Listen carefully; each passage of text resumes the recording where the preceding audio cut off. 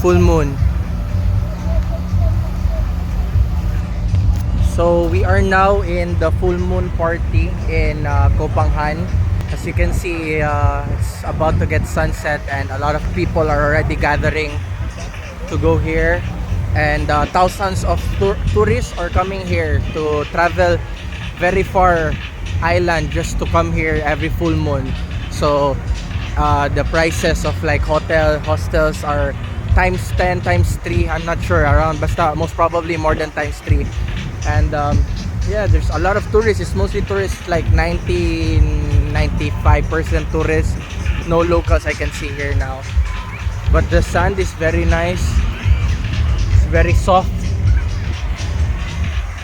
I want to go there where a lot of people are coming. It's like there, somewhere there.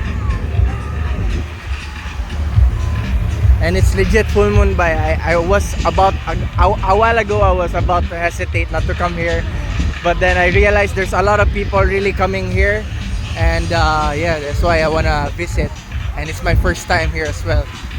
They said that they're selling mushrooms here. They're selling mushrooms just in the bar. Let's check later. I haven't seen one yet, but yeah, I think it's gonna get crazy here later.